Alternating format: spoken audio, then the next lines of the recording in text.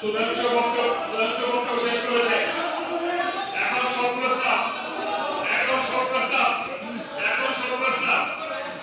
আজকে কার্যসূচির দুটি সব প্রস্তাবের বিষয়ে উল্লেখ করেছে।